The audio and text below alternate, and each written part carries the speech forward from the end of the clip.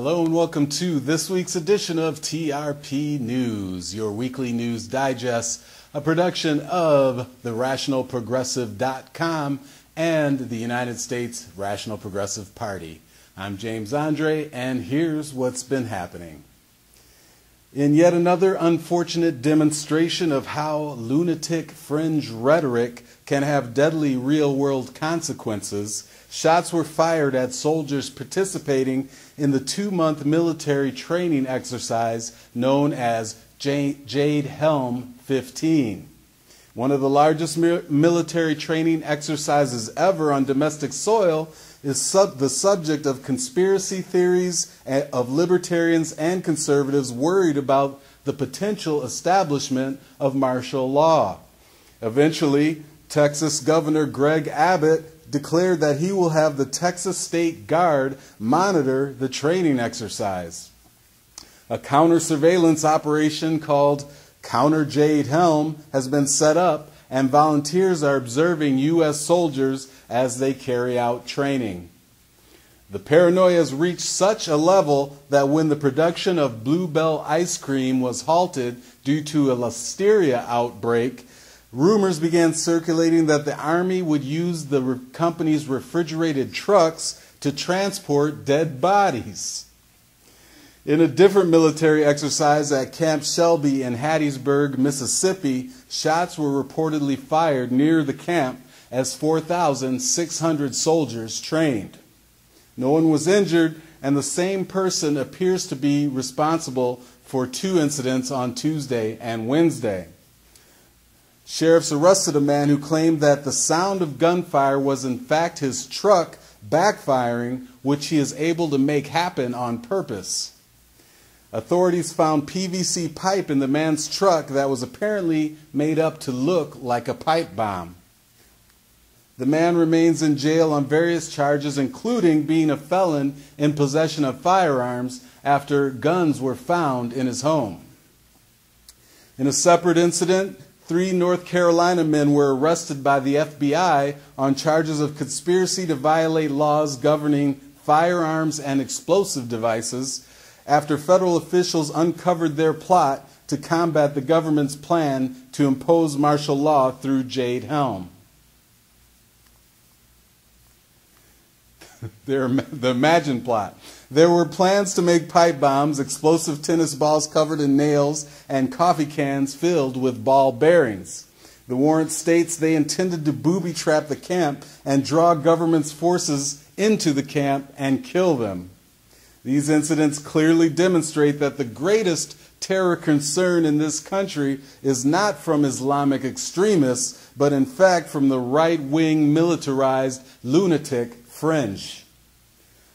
This was made clear years ago by the FBI in a report that caused outrage among the right wing and which they ultimately tried to shame the FBI into suppressing.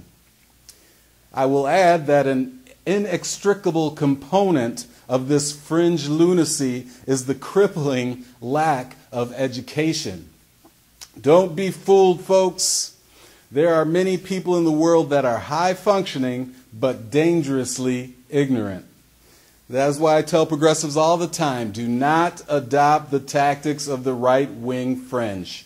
You not only make yourselves indistinguishable from them, you are doing their destructive work for them. As I reported previously, the P5 deal with Iran on its nuclear research programs passed the UN and is currently being reviewed in the U.S. Congress. It is expected that the Republicans will pass a resolution of disapproval aimed at blocking the deal. It is also expected that the president will veto the resolution and that there are enough votes to maintain that veto. Nancy Pelosi last week stated that she felt that Democrats would be behind the president on the deal and the support would be there to sustain the presidential veto. However, it was reported late last week that leading New York Democrat Senator Chuck Schumer announced that he would not be supporting the nuclear agreement. In April, Schumer sided with his Republican colleagues in a call to put a potential nuclear deal to a vote. Schumer has previously criticized the timing of passing Obama's Affordable Care Act as a political mistake. The senator said on Thursday night that he opposed the deal, citing concerns about the inspection regime, provisions to reimpose sanctions if Iran cheats, and Tehran's freedom after a decade to possibly pursue a nuclear bomb. Republicans in Congress are almost universally opposed to the deal, but among Democrats, opposition is concentrated in two heavily Jewish regions, New York City area and South Florida. Schumer's decision outraged some liberal groups who called him a warmonger, dismissed the notion of Schumer as the next Senate Democratic leader, and vowed to withhold contributions from Democrats opposed to the deal. Last Thursday marked the 50th anniversary of the Voting Rights Act, the landmark law prohibiting racial discrimination in voting. The law has been amended 5 times to expand its protections and resulted in twice as many blacks being registered to vote from 1965 to 1967. On the anniversary, President Obama called for Congress to pass new legislation to make sure every American has equal access to the polls and for Americans to get out and vote at every opportunity. As he said, and it can't be said enough, your elected officials will only heed your voice if you make your voice heard. While the fight continues against restrictive rules for voter registration and Republican efforts to suppress the vote, there is some good news. Early in the year, Oregon became the first state that will automatically register voters using information collected at the Department of Motor Vehicles. Federal law already requires states to allow people to register to vote while filling out paperwork for a driver license. Oregon's new law will make the process automatic. Republicans in the state argue that automatic registration amounts to coercing people to vote. And last Friday, about 60,000 former felony offenders in California were officially granted the right to vote. The state announced that it would settle litigation over laws that had barred low-level felony offenders under community supervision from voting.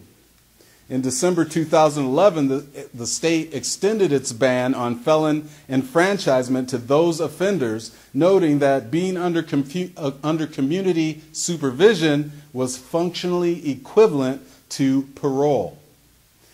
An Alameda County Superior Court judge ruled in favor of the offenders, noting that community supervision was different from parole, and the intention of the 2011 law was, quote, to reintroduce felons into the community, which is consistent with restoring their right to vote. Also last week, a federal appeals court ruled that Texas's 4-year-old voter ID law violates the Voting Rights Act. The court ruled that Texas voter ID law signed into law in 2011 has a discriminatory effect that violates the 50-year-old federal law that prohibits racial discrimination in voting. The court's decision sends the case back to a lower court, which will decide whether lawmakers intended to discriminate when they approved the law. An update on the status of the HIV outbreak in Indiana. As previously reported here, Scott County, Indiana was the center of an HIV outbreak as a result of IV drug use. The outbreak and signs that other counties may be facing a similar problem led to a modification of the state's ban on needle exchange programs. Governor Pence made an exception for Scott County, and the legislature passed a law allowing for needle exchange programs under certain circumstances. In recent weeks, the number of newly diagnosed HIV cases has dropped sharply to 2 or fewer a week. The state epidemiologist for Indiana now says that they feel they have seen the peak of the outbreak. The unusually large incidence of cases had prompted officials with the U.S. Centers for Disease Control and Prevention to issue a health advisory alerting states, health departments, and doctors nationwide to be on the lookout for clusters of HIV and hepatitis C among IV drug users, particularly in rural areas like Scott County. State figures show about 1 in 5 Scott County adults live in poverty, have not completed high school, or are on disability. It ranks at the bottom of 92 Indiana counties on most health indicators, according to the Robert Wood Johnson Foundation National Health Rankings. Last Wednesday in Colorado, a federal cleanup crew accidentally spilled an estimated 1 million gallons of contaminated water from a non-working mine. Officials said they believe the spill carried heavy metals, mainly iron, zinc, and copper, from the mine into a creek that feeds the Animas River. Authorities have told people to avoid contact with the water, and the EPA also asked farmers to shut off irrigation to avoid the contamination from the river. EPA Regional Chief Sean McGrath on Saturday conceded that federal officials know the level of the heavy metals in Cement Creek and the Animas River, but would not reveal early testing results. Potentially toxic contaminants had spread as far as a domestic well 60 miles away near Durango.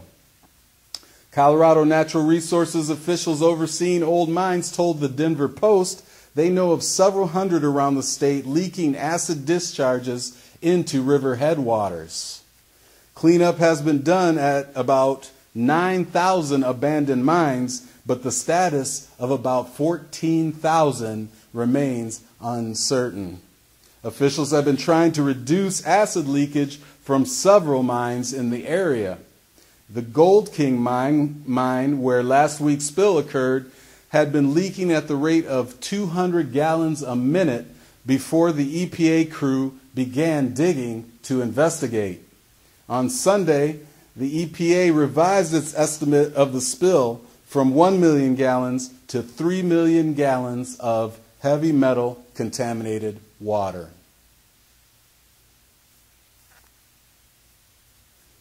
News this past week of increasing efforts from the White House to finally close the prison at Guantanamo Bay, Cuba.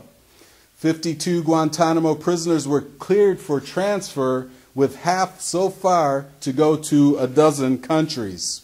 Officials say the transfer could happen by the end of the year, bringing the number of prisoners down from the current 116. The White House says it is crafting a detailed proposal it will present to Congress soon for shutting the facility. By law, the Defense Secretary has final say on moving a prisoner and is responsible if he returns to militant activities.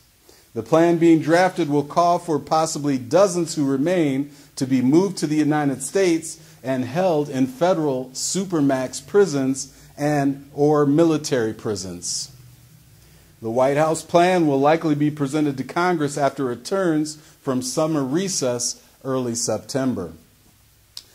The prison was opened by President George W. Bush after the September 11, 2001 attacks to house suspected Al-Qaeda and Taliban members.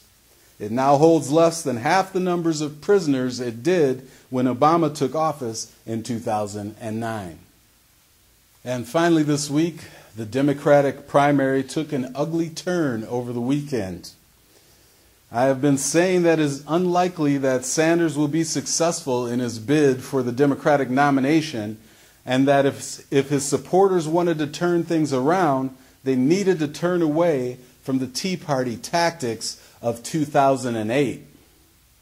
It is my opinion that the use of smears, innuendo, and guilt by association, along with the denial of the truth of polling data, were serving to limit Sanders and effectively sideline him. This weekend, unfortunately, blatant racism was added to the mix.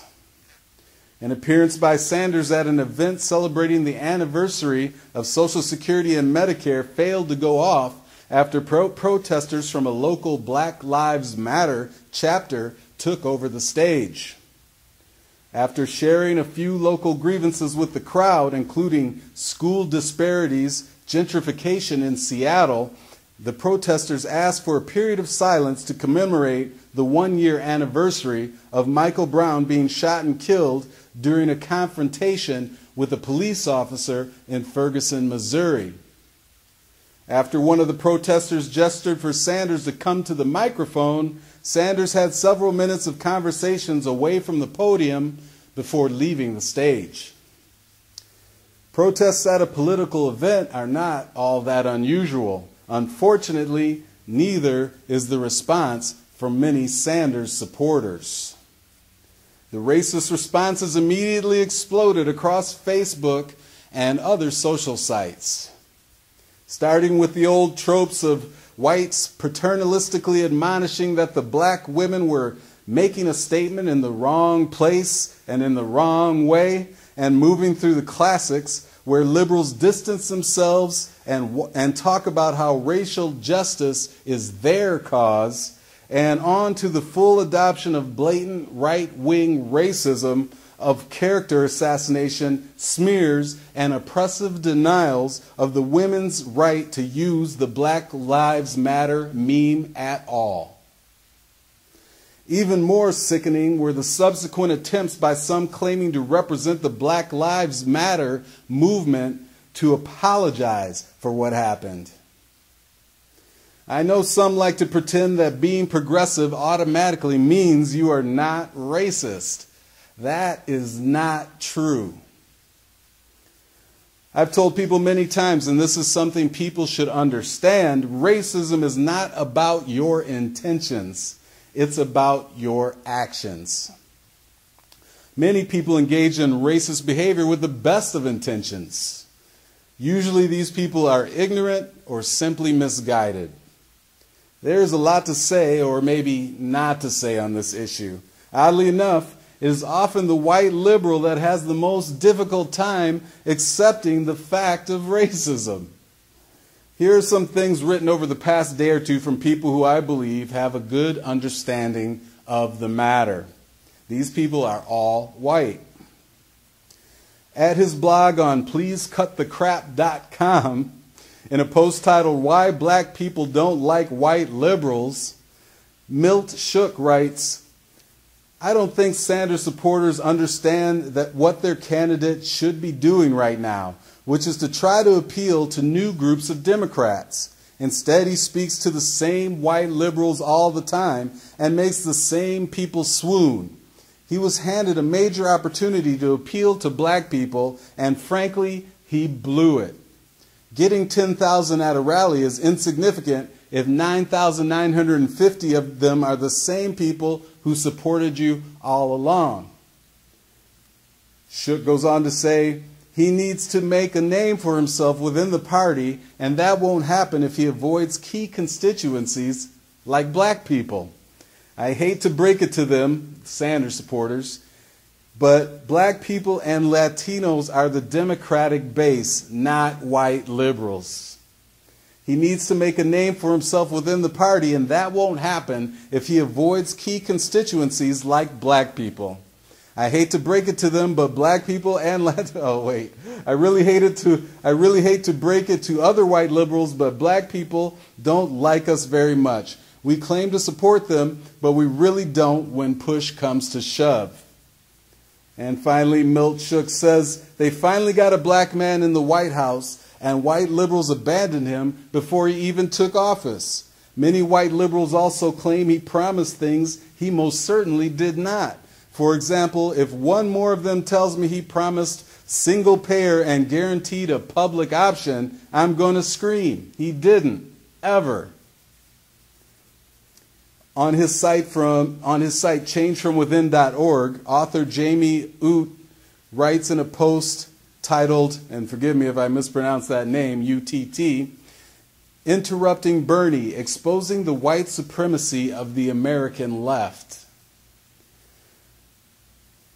And Jamie says, for all of this is not the way sentiment we're hearing from white progressives. It was the interruption at Netroots alongside other direct pressure that led to Bernie's explicit platform on racial justice. What's powerful about these interruptions from black women is less how it has changed the tone of the Democratic campaigns and more about what they have exposed in the white left.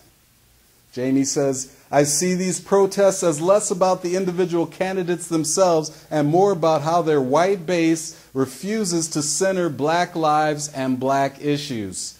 It's notable that white Bernie supporters who consider themselves the most progressive of us all shouted down and booed black women who dared to force blackness into the center of a white space. Because let's be honest, every Bernie rally is a white space. And how much more devoted to order can we be than to lecture black people about what direct actions are and are not hurting your cause? Notably, this language I've seen from countless white folks shows that we do not see the cause of racial justice as our cause, it's the cause over there, and that we will tolerate so long as it doesn't disrupt our Bernie rally. Finally, Jamie says, white solidarity begins with our willingness to decenter ourselves and to divest from whiteness, our privileges and power, and to support the centering of progressive leadership of color. And finally, Corey Clark writes in a post titled, Black Lives Matter Protesters Disrupt Bernie Sanders' Speech, Expose White Supremacy on the Left, on his site, Corey V. Clark Photogra, that's photogra.wix.com, starting with a great first paragraph. Quote, yesterday when Black Lives Matter activists took over the stage at a Bernie Sanders presidential speech, they did so to point out the racism of their city, to hold a moment of silence for the one-year anniversary of Michael Brown. What they might not have known was that they were going to expose the white supremacy of the so-called progressive left allies who still refuse to unload those invisible backpacks of privilege. Corey goes on to say, quote, what emerged after Bernie left the stage and went on to other appearances, which drew impressive crowds as well, was a mass condemnation by the progressive left of these young people who were only asking for their voices to be heard in a nation and a city that has shown them that their lives mean nothing.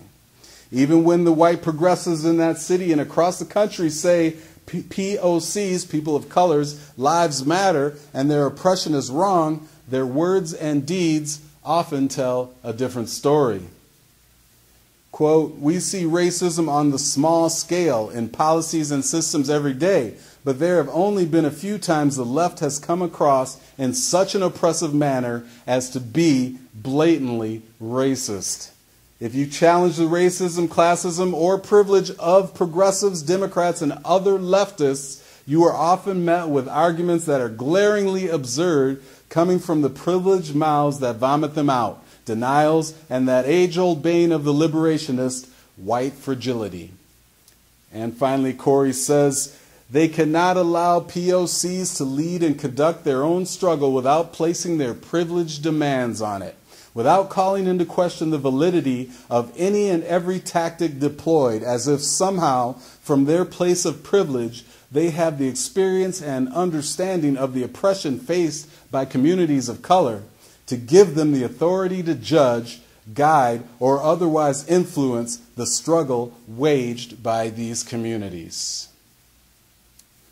So here we have another conversation about racism and justice, and possibly one of the most difficult ones to have. That only makes it more important to have it. Liberalism and progressivism are not badges that shield you from engaging in bad behavior. Political sentiments are not inoculations that prevent you from being wrong. Too many are gleefully adopting the reprehensible tactics of the right wing. Even, as I told you last week, to the point of Bernie Sanders using the word coronation in a speech, a snide offhand remark straight out of the 2008 Tea Party playbook. Now we add racism to the dark waters of the political currents. And it is important that that darkness is illuminated because this conflict with so-called allies represents one of the most pernicious forms of racism. People are called names all the time, racist or not. But it is those that will not even admit that racism exists or is even possible that are the ones refusing to hire, refusing to make a loan, rent a house, or give the benefit of the doubt in a criminal justice situation. I leave you with these words from Dr. Martin Luther King Jr. I must confess that over the last few years I have been gravely disappointed with the white moderate. I have almost reached the regrettable conclusion that the Negro's great stumbling block in the stride towards freedom is not the white citizens' counselor or the Ku Klux Klanner, but the white moderate who is more devoted to order than to justice, who prefers a negative peace, which is the absence of tension, to a positive peace, which is the presence of justice, who constantly says, I agree with you in the goal you seek, but I can't agree with your methods of direct action, who paternalistically feels he can set the timetable for another man's freedom, who lives by the myth of time, and who constantly advises the Negro to wait until a more convenient season. Shallow understanding from people of goodwill is more frustrating than absolute misunderstanding from people of ill will. Lukewarm acceptance is much more bewildering than outright rejection. So that's what's been happening this week, and folks, I just can't stress it enough. These Tea Party tactics, this is not okay. It wasn't okay when it was used against Clinton and Obama in 2008. We railed against the Tea Party and their sentiments, their racism, and their tactics, and now it's not okay 4 or 5 years later to start adopting them, 8 years later to start adopting them and using them not only against the Tea Party and Republicans, but against each other. And not only that, telling people the paternalism, the racism, the smears, you're someone standing up for racial justice, and then your response is to smear them, to tell them what to do and how to do it. It just doesn't get any more blatant than that.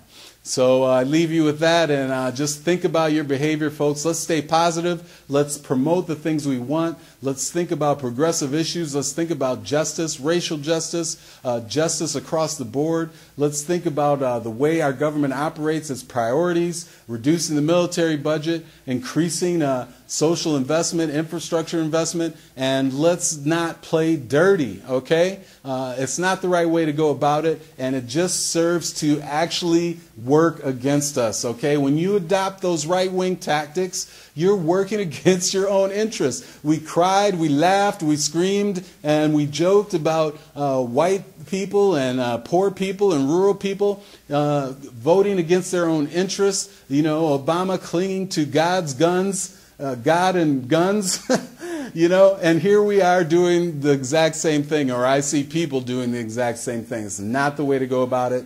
It's not the way to behave. It's not the way to live in a civilized society and move things forward in a constructive and positive manner. Okay? And that's it for this week. I'm James Andre. Thank you once again for joining me. And as always, you can catch us in Twitter, on Facebook, and on our website, therationalprogressive.com. Below in the video, in the description, you can find links, as well as you can hit us up and leave a comment if you have any comments, questions, or criticism. Thank you once again for joining me, and we will see you again next week.